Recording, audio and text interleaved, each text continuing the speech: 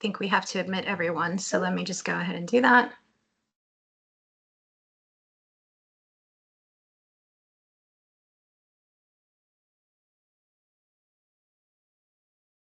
Hello, everyone. Thank you so much for joining us today. We have quite a few folks that are dialing in, so we're just going to give it another moment or two for them to jump out of the lobby here and join us.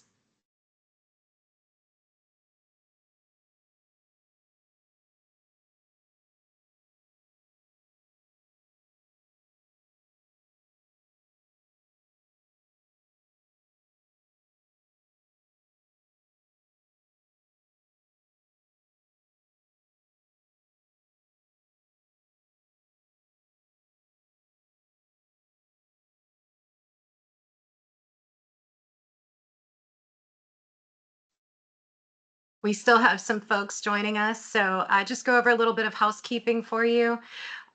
You are muted and your camera is disabled. That is by design, so don't panic.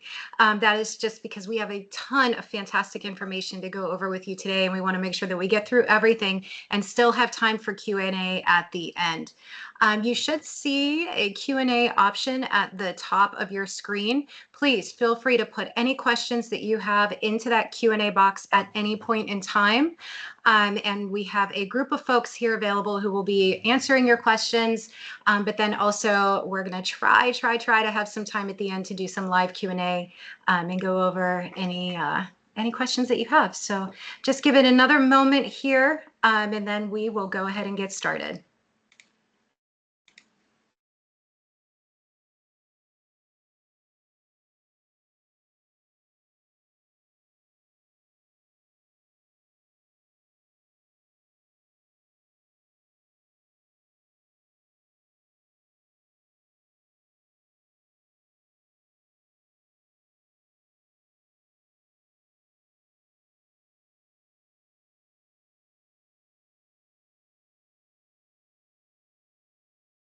All right, team. I think our lobby is finally, well, no, we still got some folks coming in, but I want to go ahead and get started. So just real quick on some housekeeping. If you're just joining us, the cameras and microphones have been disabled. That is because we have a ton of content that we want to get through with you today. We do want to reserve some time at the end for Q&A. So you should see a Q&A box or an option at the top of your screen. If you go ahead and click that, please, any questions that you have at any point during the presentation, go ahead and put in there. We have some folks here that are going to be answering your questions.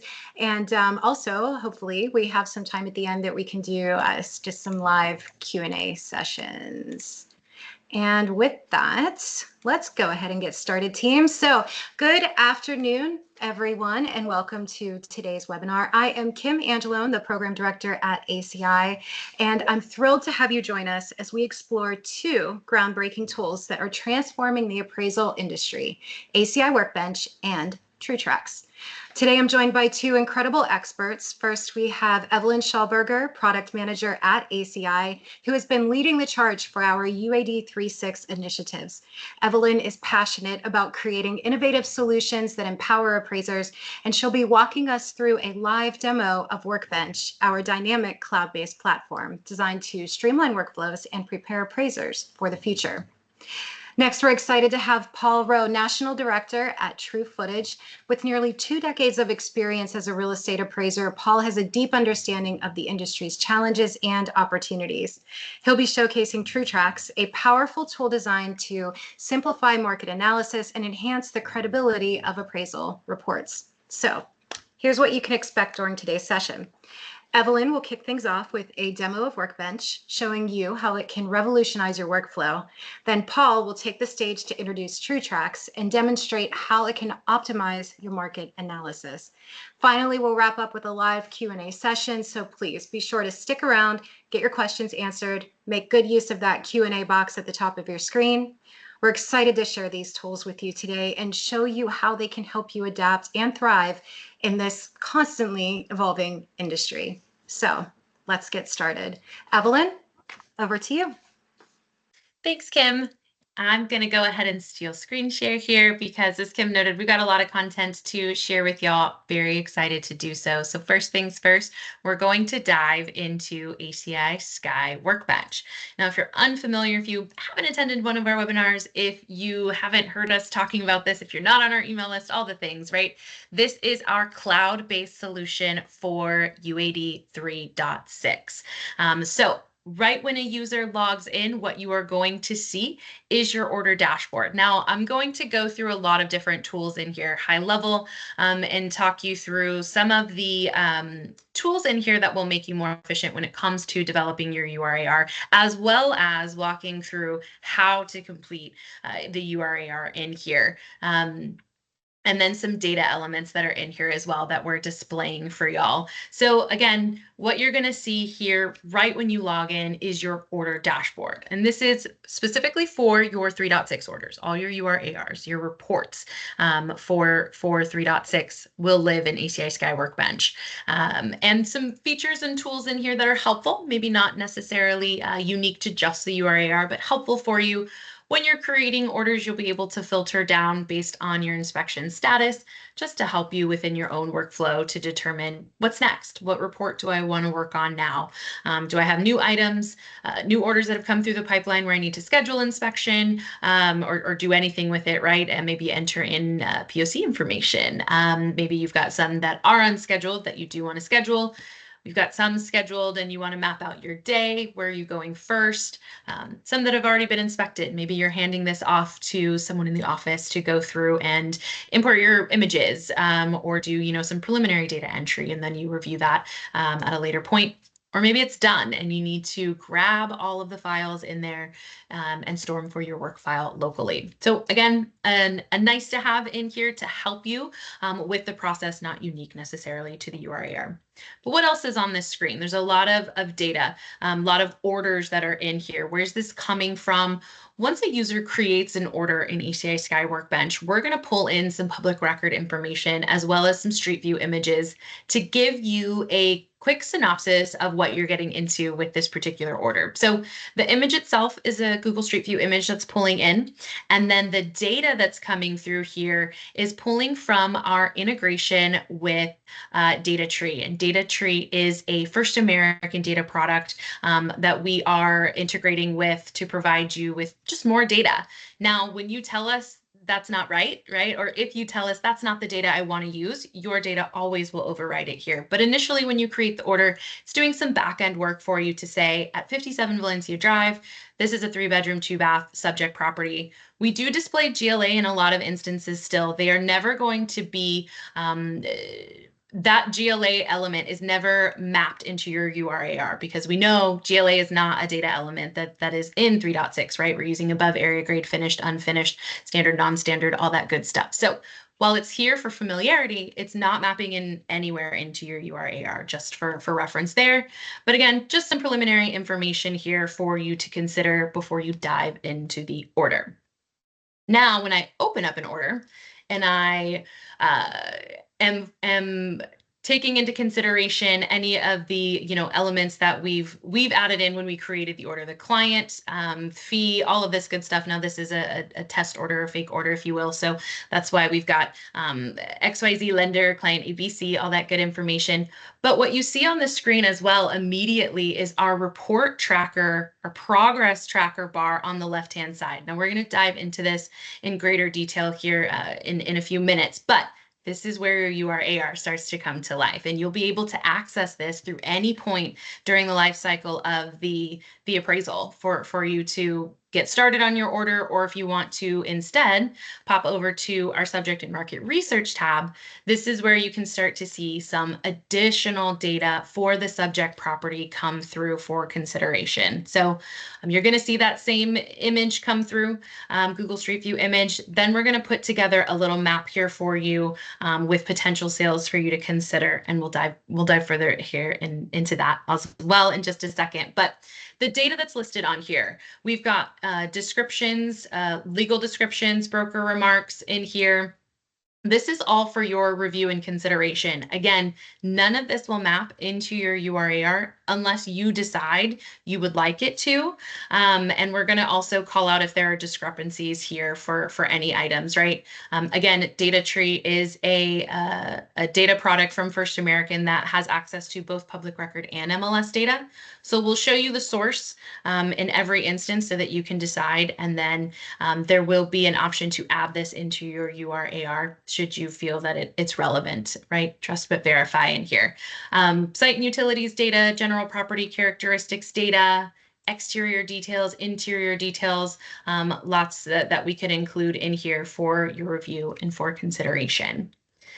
Now we also have the comparables tab in here. So this tool is intended to allow you as users to create neighborhood boundaries and store them and be able to reference, the different comparables that you've analyzed in different neighborhoods for future reference as well. But we've got a few different drawing tools here that you'll be able to utilize: freehand, polygon, or radius. In my opinion, polygon's the easiest, so I'm just going to go ahead and grab that here to draw.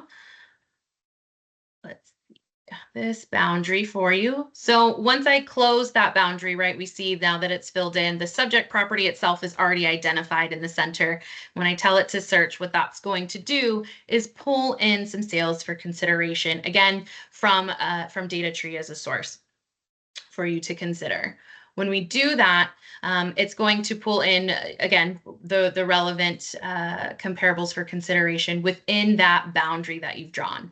Now, initially, it's going to pull in sales within a 10-mile radius sold within the last 6 months. You can further refine that with filters. If you want to come in here and adjust that, of course, all the parameters are going to differ depending on which report you're using, right? And what we'll have in here is a save feature for neighborhoods for your filters for you to be able to refer back to them. If you're working in the same neighborhoods frequently, right, we want to make sure that you're able to just store that information in here.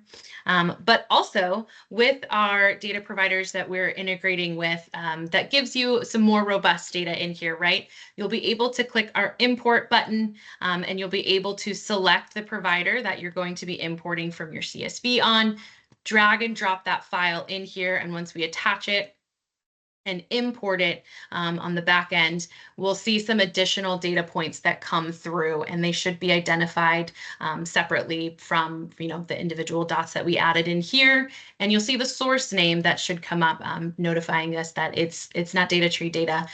This is actually either whatever the provider is that you're going to be uploading. In this case, we've got TrueTracts data that's coming through for you to see. These are some sales for consideration from there, as well as all the additional data points that we've mapped that will come through with regard to that subject property, or excuse me, those sales for consideration as well. Okay, another feature that we are excited to be rolling out is our analytics portion. Now, if you're using ACI Analytics, this is a much needed upgrade, facelift for a lot of the analytics tools that will be within here. We're limited right now as far as what's in here, but what will be added in here are all of the different graphs that you'd be able to add to that market section of your report, right? Market is kind of the renamed neighborhood section, if you will. It's market now, and we can add a bunch of different graphs in there based on what you would like to add in there. And it's just as simple as clicking the button to add it into your report, and that will map into the appropriate section of the URAR, again, that being the market section of your report. All right, the next feature I want to show in here is our files and photos. Now, this is exactly what it says it is, right? There are oftentimes a lot of documents related to an order, and many of them images as well, right? Many of them are going to go into your URAR, but maybe some of them don't, right? And you still want to save those and make sure they're associated with the order. When you download everything, you want to make sure they're stored in your work file. And this is where you can do that when the order is live within here. So purchase contracts, letter of engagement, plans and specs, your MLS sheet, if you're uploading anything for import there, all of your images to go through. You can either upload individually or you can upload items in bulk, drag and drop in here. You're able to remove items if you accidentally uploaded something in error. And then once you're done, right, if you say the order gets canceled, or maybe you've just completed it and everything's in here, you can go ahead and hit the download files and photos in the top right. That's going to give you a zip package of everything in here associated with that order for you to store locally on your machine for your own work file. You can go through and change the labels as well in categories. We've gotten a lot of great feedback from our beta testers that there are the additional categories or additional labels that we want to add in here. So that's actually in development right now for us to add some more in here, and then make sure they're mapping appropriately to the section of the URAR that they should live in, if that's where you would like them to go. Okay, now let's pop over into Report Builder. So Report Builder and Report Tracker, these two are related to each other in that this is where your URAR starts to be put together, filled in, and come to life. Now, if you have, again, heard us refer, or anyone really refer to what's really changing with UAD 3.6, a lot of new data elements, and we're looking at a dynamic, right, data set in here. So oftentimes, what does that mean? People keep telling me it's dynamic. And really what we mean by that is if you answer one question one way, that potentially is going to give us 3 more questions to answer related to the subject property, or maybe it's going to take away 10 questions because it's not related to the subject property anymore. So if we see in here that we are, I didn't mean to select that twice. If we are going through and making our selections, it should change, give us additional questions to answer, or to for it to ask us, for us to go through and complete the entire section. So this one right now is already labeled as purchase. I'm gonna actually leave that for right now because we'll want to generate a PDF here and see what this is going to look like. But this is where you just start to go through and enter in your information, contact information. The appraiser is always going to be the default here. We know we need an appraiser on all of these, so this selection actually can't change. It knows that it's required here, and we'll go through and enter our info within here. Now, we will also have the ability from a tools perspective, from the profile section, for you to add all of this in there. So you're not manually entering in your information 100% of the time in here. Future state for this particular section for contact info. And that will be for you, for yourself, for appraisers in your office, anyone that's providing significant assistance, trainees. That will also go for client lenders, anyone that maybe you're doing work for all the time. We want to make sure that that information is stored so you don't have to manually enter it in every single time.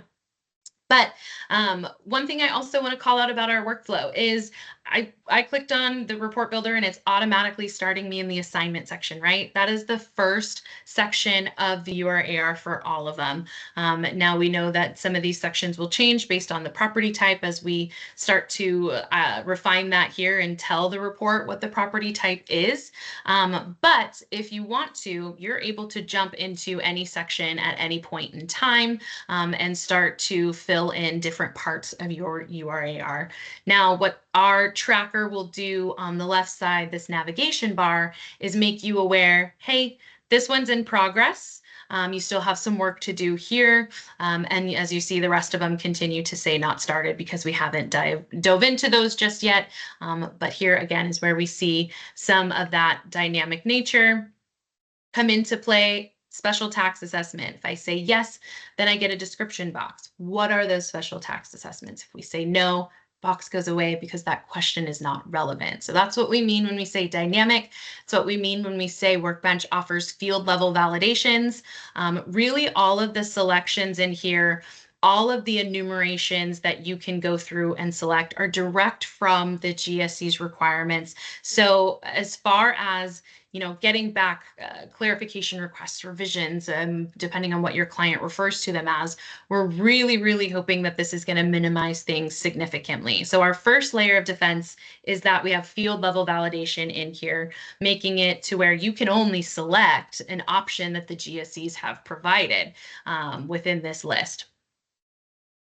That way, there's no right? In today's world, if it's not relevant, there's a lot of NA for you to go through, and the reader maybe is missing that or not combing through it correctly to understand that that's not relevant. That doesn't exist in 3.6 land. It's nice, and it cleans up the end result for the reader. But as we go through here and fill in different sections, what we also are going to provide for our users is the ability to preview the PDF at any point in time. So right now, there was some data saved in the assignment information. There's a little bit of data in here, and I added some, I made some additional selections in here for our radio buttons right here. If I were to click on the PDF view, what that's going to do is compile what I've done thus far within the PDF and show you where your data is mapping. Now, this will be a fairly empty PDF, but there should be, the property address, the selections made here for the different radio buttons, property in a project, all that kind of good stuff. And once that is completed, then you have your full zip package. But right now, I get to preview what this PDF is going to look like initially without completing it, right? Before getting my zip, before getting my XML, the PDF, and the images folder, I get this package here, which is the URAR, even without a lot of the data filled in. We know it was a traditional assignment. It was a purchase. These are the borrower names that we had. It was detached. Here are the selections that were made. In this case, we didn't get to anything about project efficiency, so there's no selection here. And actually, it wouldn't print in here once I get to that answer, but no units excluding ADUs. Fee simple was our option for property rights appraised. We hadn't gotten to the highest and best use just yet, so that's blank. So again, you can come in here and you can see specifically where's my data mapping, what is my finished product looking like thus far, and kind of give you confidence here in what that end product is going to be. Now we also, right, we talked about the first layer of kind of security, if you will, for y'all for getting back those clarification requests and revision requests. Field level validation, you can only select options that we've implemented here. In the case that for some reason something wasn't required initially, then you'd be able to go in and run rules against the entire report once your report is complete. We do have the review button deactivated until the report is complete, just because the new rules, the compliance API engine is a lot of rules that are in there. And so that's going to be a little bit overkill unless we've got a completed assignment for you to run through. So we've integrated with both the GSC compliance APIs. Fannie's got one, Freddie's got one. They are said to be identical. However, we wanted to make sure we integrated with both. And what we will do is once you're running your report, all of those rules are running it on the back end, and then they will display to you very similar to how Review Master runs today, just with a different look and feel.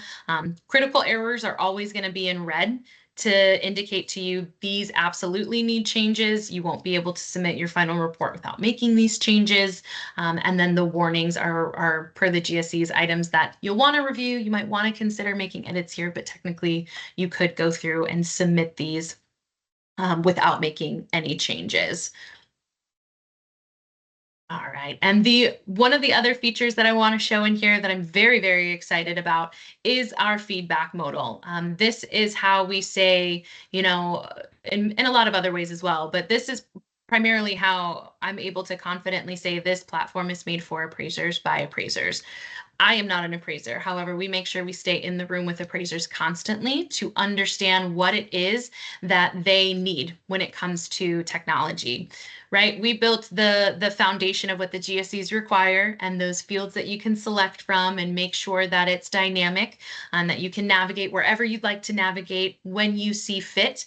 But there are so many elements to your workflow or your workload that differ per user. And so this is our feedback modal that lives inside Workbench. Our beta testers are constantly filling this out for us to let us know what features they'd like to have added in here.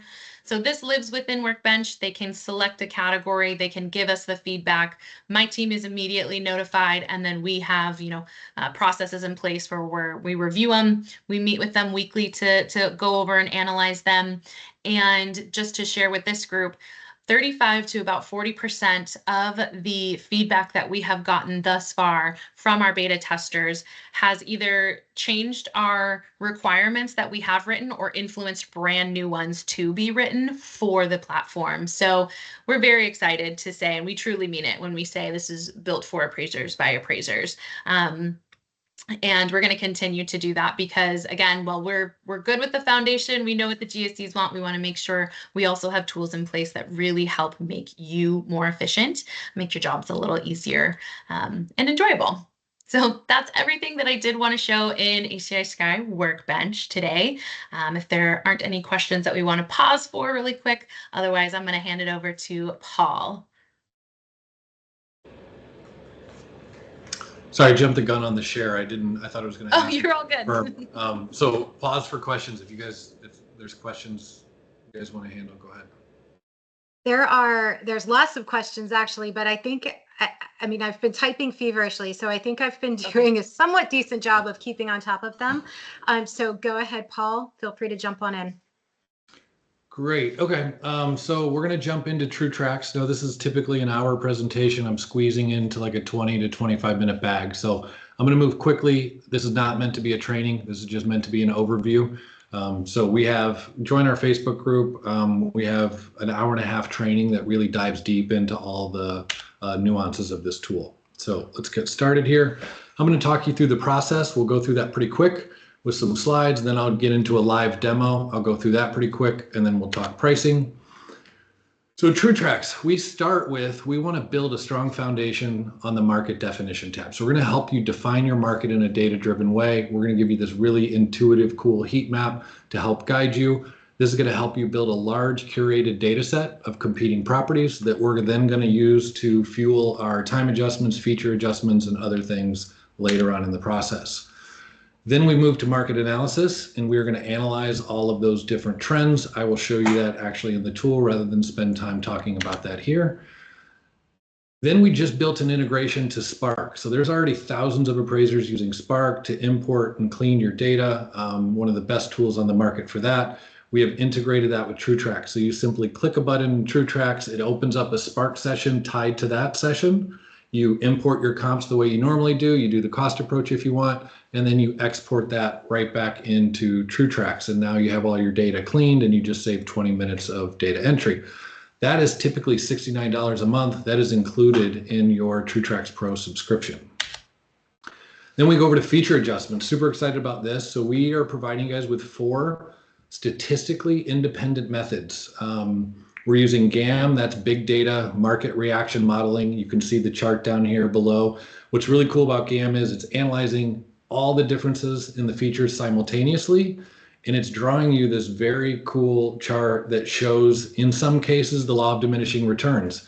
And so you have the ability to adjust either in a linear fashion, or you can switch to nonlinear, which would adjust these comps, in this case, up here at 2,600 square feet, a little bit less than it's adjusting the difference between 2,000 and 2,100 square feet. We're providing peer adjustments. So these are real world appraiser reconciled decisions after analyzing 12 different methods in Synapse. We're providing depreciated cost. We all know what that is. And then sensitivity analysis. So it's kind of, sensitivity is like the opposite of GAM. GAM is big data market reaction. You're analyzing hundreds, if not thousands of sales. Sensitivity is going, well, what do those 4 closed sales in my grid tell me that adjustment should be? We don't have time to get into this. Reconciliation, I think this is better shown than talked about here, so I will get into that there. And then export. When you get done with this whole process, you're going to be able to export a market analysis PDF that includes all your charts and decisions there, an adjustment analysis PDF, reconciliation. It's going to fill in your neighborhood data on page 1, top of page 2, 1004 MC, and then it's going to throw a bunch of stuff in your work file. Okay, let's jump into the demo. And so I have entered in some basic features about this subject property, and I'm going to click Save and Classify. I'm going to use the cluster probabilities that are going to show up over here on the right. And it looks like this belongs to cluster 15. So I'm going to click on that. That's going to be a guide that is going to help me draw my initial subject submarket. And so I might want to come here to here and grab a bunch of those properties. And then I'm going to apply some filters. So we're going to apply some automated filters for you, but these are completely adjustable. If you don't like the way these filters were applied, if I want to go to 2023, I change that and it will just cut out some of those comps at the upper end. And so you're in complete control of these filters. You can see the areas in gray. These are the properties that we cut out.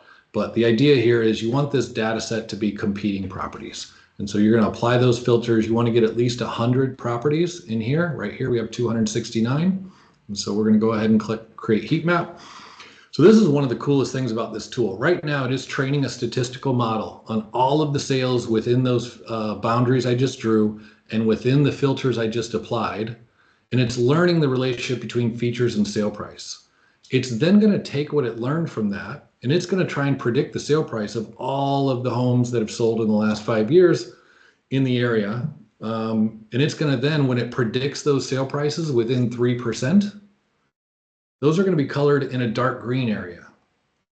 When it predicts them and it's off by more than 6%, it's going to color them either red or blue. In this case, these properties, after controlling for all the other features, they're selling for 11% more. And so we're indicating that to you.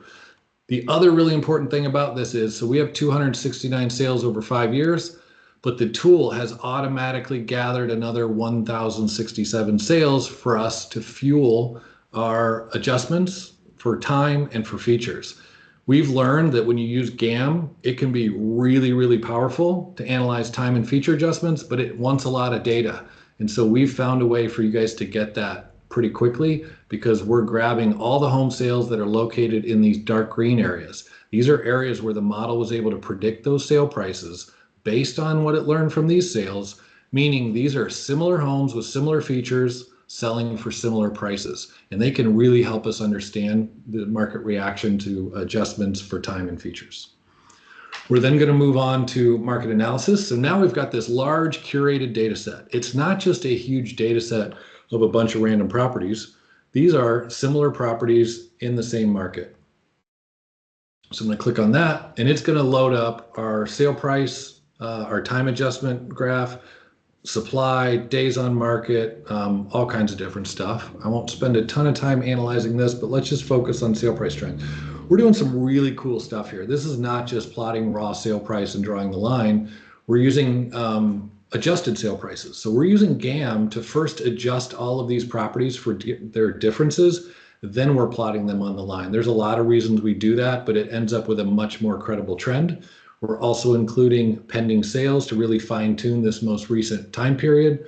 You have the ability here to zoom in or out. You can go up, come in and look at 1 year and kind of see what that change is. We're going to write the commentary for you. You're in control though. You get to choose what that thing is, what that trend is. And all of these eyes, you'll see these little eyes throughout the tool. Just hover over those and those will give you information about what's going on there. There's a lot going on in this tool. We want to give you as much support within the tool as you can. I also should take a minute to show off this little chatbot over here. So this is an AI chatbot trained on the data that we provided it. We've written, I think, 60 pages now of information about TrueTracts, and it's trained on that data. And you can ask it any question you want, and it will give you a really good answer. So please use this for support. You can add your own custom commentary if you want. We have supply. Let's skip through these because we don't have a lot of time. All of this will get filled out in your report. So these decisions were made above based on your price trends, based on your supply and demand, based on market time, days on market. We'll fill out this. It will fill out the top of page 2. It will fill out your 1004 MC. You can make these choices here if you want. We have suggested commentary. And so that's kind of the market analysis. Then you're going to move to get your comps. So you're going to go to your MLS and you're going to do your normal comp selection. You're going to draw your boundaries, apply your filters, search for your comps. And so let's say that we find those comps. We export them the normal way that we do. You export those into a CSV file, and then you're going to upload those into Spark. And so I'm going to click here and get those comps.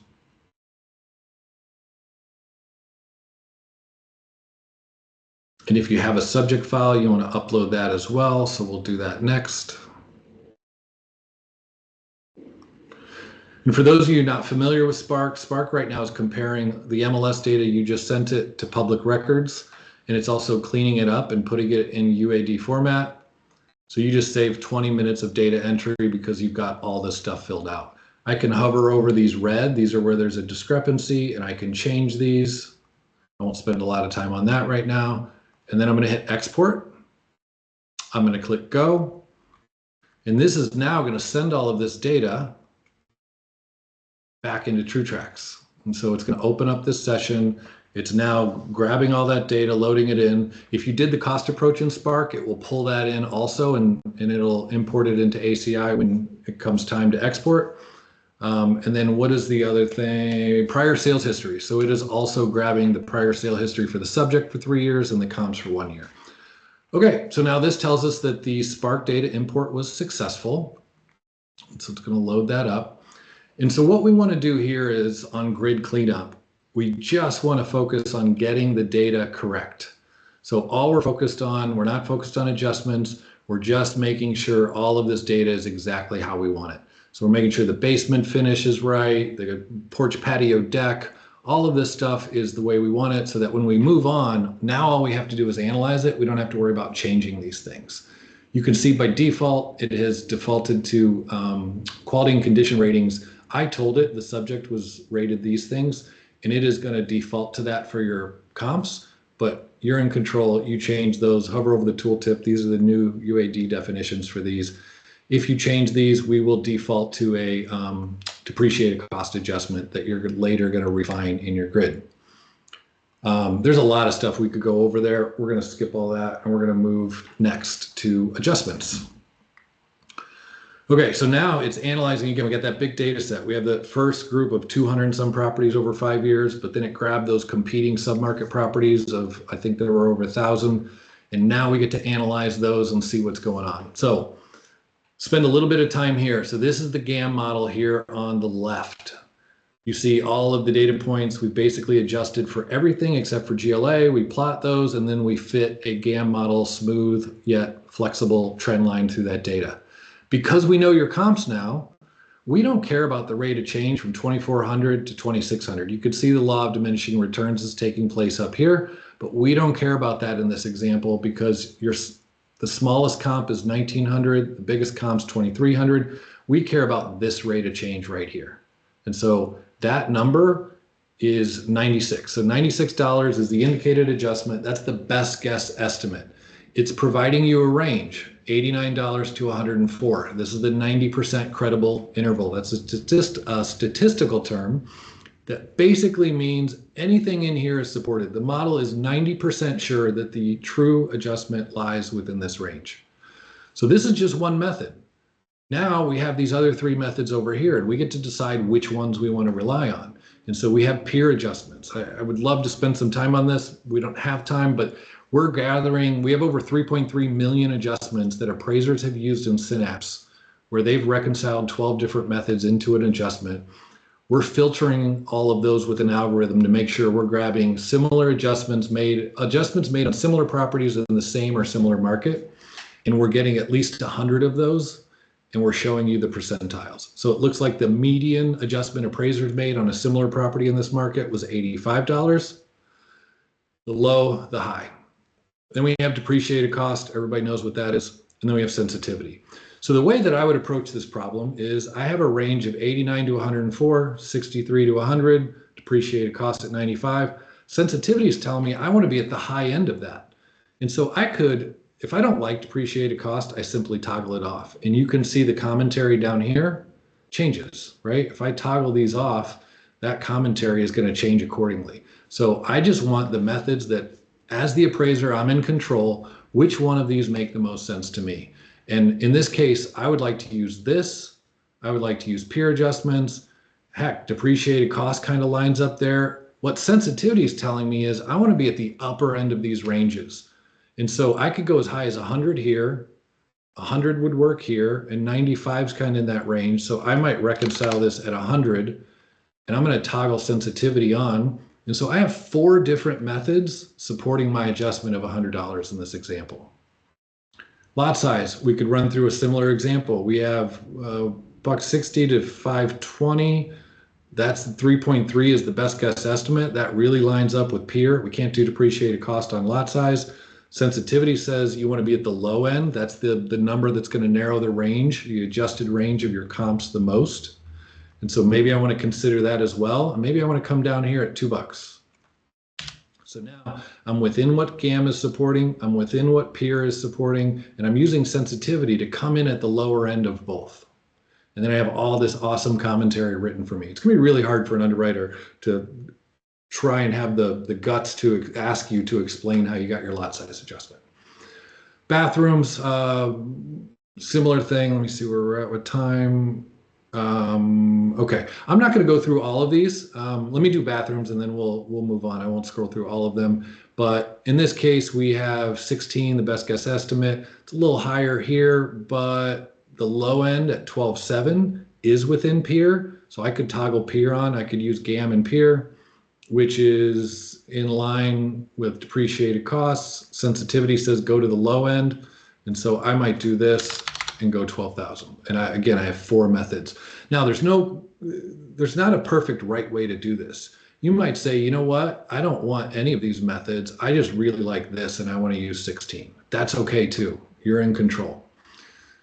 Let me scroll through those. Now, when we come down to the bottom, we have additional features. So if I want enclosed porch, I can click on that. That's going to bring this in. It's going to show me peer adjustments and it's going to show me depreciated costs.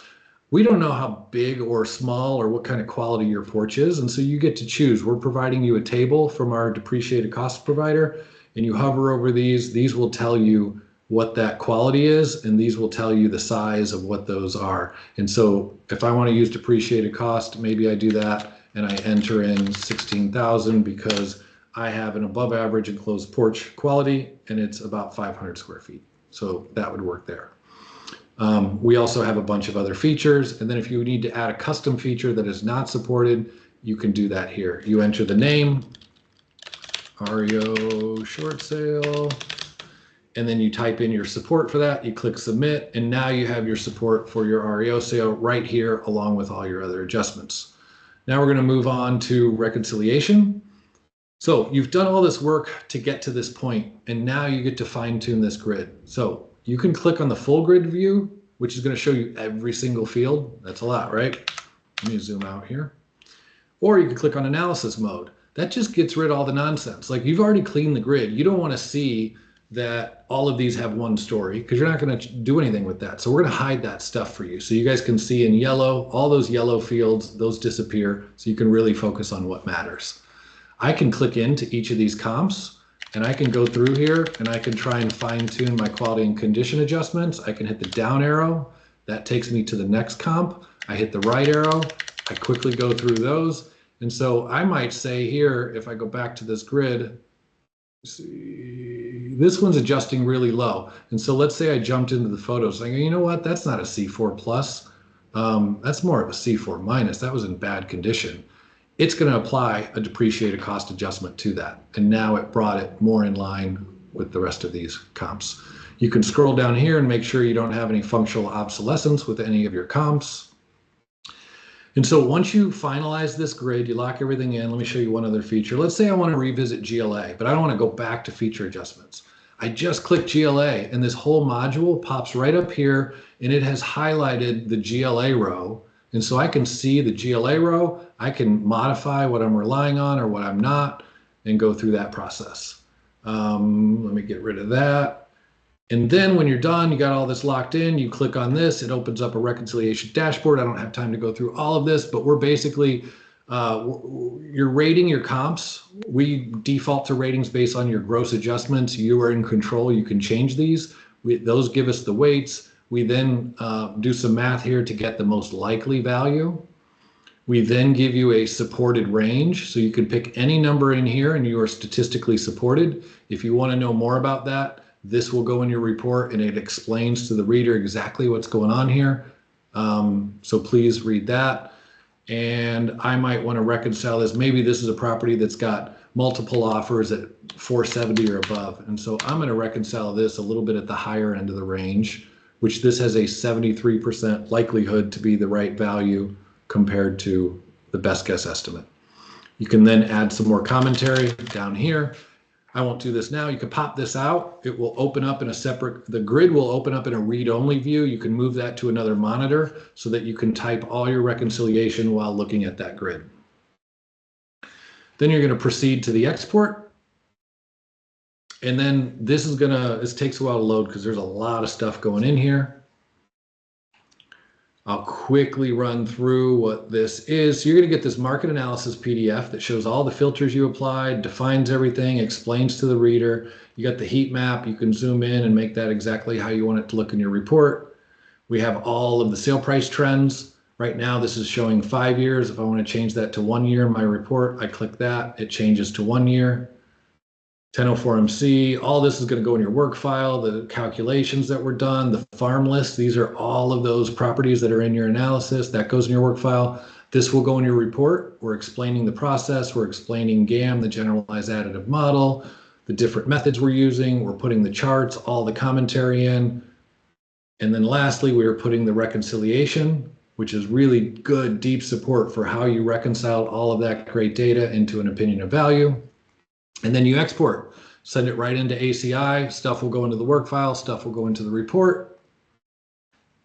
Let me wrap up here. So what did we just do? We built that strong foundation by defining our market using data. We created that large curated data set.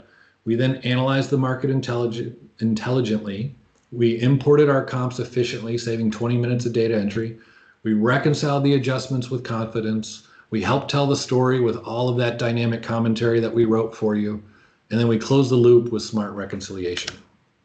Pricing.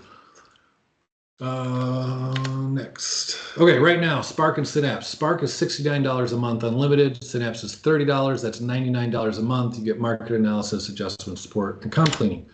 With TrueTracts, you're getting the same comp cleaning, but you're also getting way better adjustment support. You're getting way better market analysis. You're getting the market definition, the heat map, the curated data set, and the reconciliation dashboard. You might think, uh-oh, that's going to be expensive.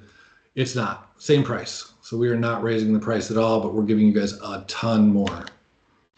Go to TrueTracts.com to sign up. Office hours every day at noon Central. In the tool, you just hit this question mark right here. If I want to join office hours, which is actually happening right now, this will be live. So it looks like there's about 12 or 13 people in there. And so you just jump right in and you tell us what the problem is and we'll walk you through a solution. We're at 75% nationwide coverage right now for data. We're working to improve that. And I think that's it for me. Let's do questions.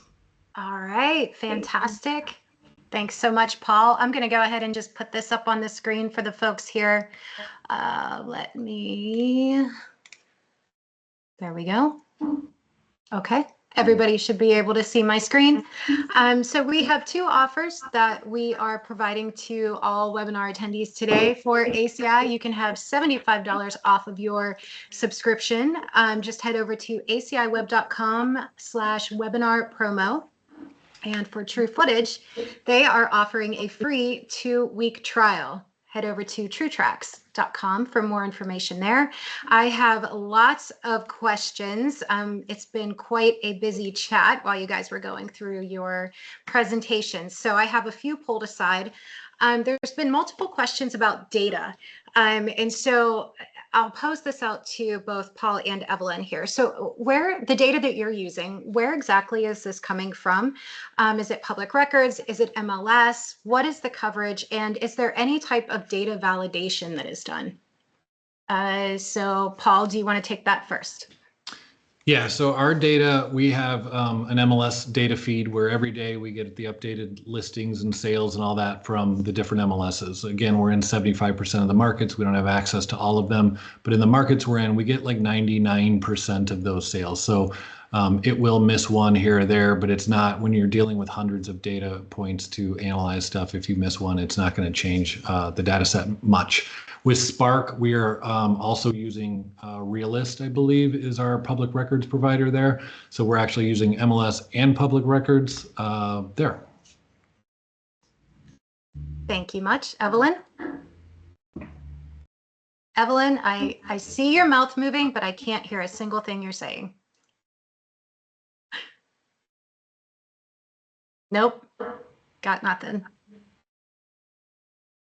Let me see if I have you muted here. Let me go in. Maybe I muted you. No, you are not muted.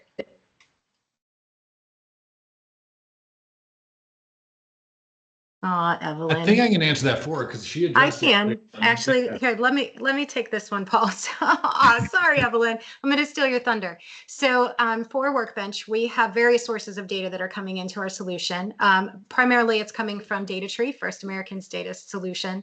That is public records data, but we also have MLS data that is coming directly into Workbench. As far as validation, you know, public records is public records, MLS is MLS. There's really not a way to validate. That's why we need appraisers, right? We trust you to make the best decisions here and do your due diligence. So I can at least say that within Workbench, you have the ability to override.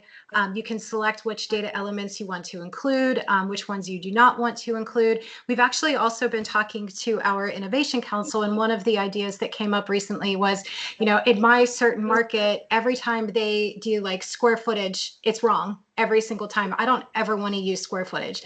No problem. So we're working on giving you the ability to configure exactly which fields you would like to incorporate within your the new URAR in Workbench, and you'd be able to store that in your profile. I hope that answers some of the data questions that have been coming in. This question is specific to Paul. So does Spark, or I guess TrueTracts, recognize if sales have multiple parcel sales? And does it correct the square footage for properties like by levels? My auditor does not calculate this properly. So in Spark, you're in complete control over which data source is used. Again, like we don't have a way to magically like come up with a different number than what public records does or MLS does.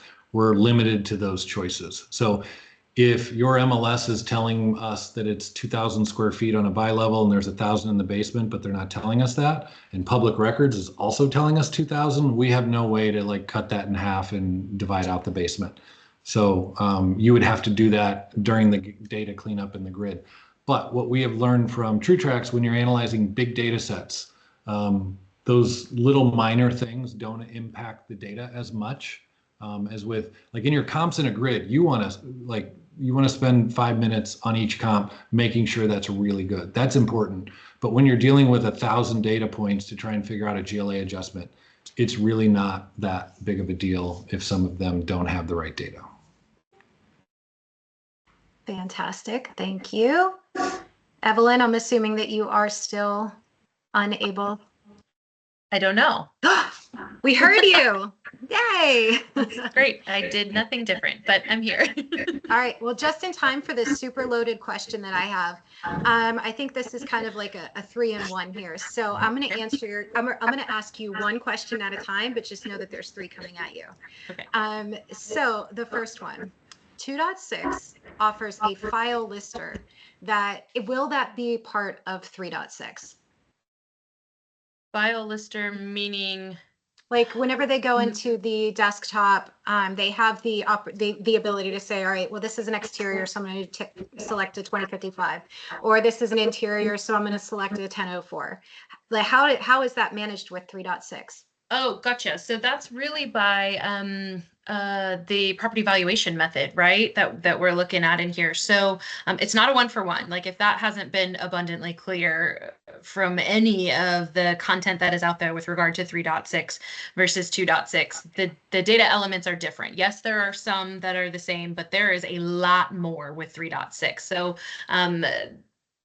trying to take something that was initially 2.6 and making it 3.6, we don't have those layers in place. Like it's what we have within Workbench is going through, and when you're filling out the UR/AR, that's where you're identifying whether it is, a purchase in traditional or exterior versus interior based on your inspection. The questions are much more refined in that way to get you to the specific property type. So it's not a one-for-one. So probably not the most ideal answer to the person who asked that question, but no, there won't be that in Workbench. It's a different data set. Yeah, I think one of the biggest pieces of UAD 3.6 is that it's data driven and not like property type or inspection driven. Right. It's driven by the data. And so previously, you would try to cram all of this information for any type of unique property into a very static form. Whereas now the GSEs are saying we're taking the form completely out of the equation. There's no such thing as a form anymore. It's a report. And every single report is different based off of the data that you enter for that specific subject property. So there's really no file lister because it's just, you just kind of start and go, and your report will end up looking completely different probably from the last report that you created just because of the data that you're entering for that specific property. All right, question number 2. How will mapping, so mapping distance and direction for comparables, how will that work in Workbench? So all of our mappings are pulling in through Google Maps. So it's based on the subject property, and then you tell it, do you want it 5 miles from the subject property, 10 miles, 2 miles, half a mile? You will control all of that with filters, but what it's pulling in, that's being done automatically from Google. So the subject's pinned on there immediately, and then whatever parameters you set, that's how that will work. And then the appraiser has the opportunity to override anything that is auto-populated into the grid. So if it's calculating the distance from the subject to a comparable, and let's say that it's calculating it incorrectly, right? Or we know that the distance should be a little bit different or something like that. Maybe you have a customer that wants, driving distance instead of as the crow flies or something. You have the ability to override any of that data. Okay, last question. Appraisers need the ability to blur people from photos. Is this a function that will exist in Workbench? That's a great question. We talked about that quite a bit at Val Expo too. It is a feature we're looking into to have available come broad production for users to be able to have. Fantastic. We're also looking at ways for it to happen automatically too with some cool AI features. Yes. All right. Well, we only have 2 minutes left. Let's see if I can squeeze in one more question, and I'm going to kick this back over to Paul just to make sure he's still paying attention. Paul, what is the source of the depreciated cost values? Dwelling costs. So we're using dwelling costs. So we know you're telling us the rating of the subject. So let's say you say it's a Q4 and it's a C4. Q4 equates to a 60-year economic life. C4 equates to probably like a 25 effective year age. And so that has depreciated by, I don't know the math in my head, like 40%. And so we're going to say, what is the cost to build this house new? And let's depreciate it 40%. Now your comp, you said that was a Q4, but a C3. And so that's effective age is only 15 years. So it's only depreciated 25%. So we're going to take that, that house, what's the cost to build that and its square footage and its bed, bath, and the whole thing. And then let's compare that to the subject. And whatever the difference is, that's the adjustment that we're giving you for depreciated cost. Thank you, Paul. That takes us right up to time. So folks, I think that there were some folks that really weren't able to see the presentation. We had lots of questions about whether this will be recorded and shared. Yes, it will. This will be available to you. So if you missed any portion of today's presentation, don't worry, we'll get that out to you. So thank you all for joining us today. We hope you found this session insightful and inspiring as we explored how ACI Workbench and TrueTracts are transforming the appraisal industry. So a big thank you to Evelyn Schallberger and Paul Rowe for their fantastic demos and sharing their expertise with us today. If you have any questions or want to learn more, please don't hesitate to reach out to us. We have our websites listed on the screen right here. You can head over to aciweb.com. You can also go to TrueTracts.com. We have some folks just eager to get back to you and make some connections. So let's continue to embrace innovation, work together to shape the future of appraising. Have a great day, and we look forward to seeing you in our next session. Thanks, everybody. Thanks so much, Thanks. Paul. Thanks, everybody. Thanks, everyone.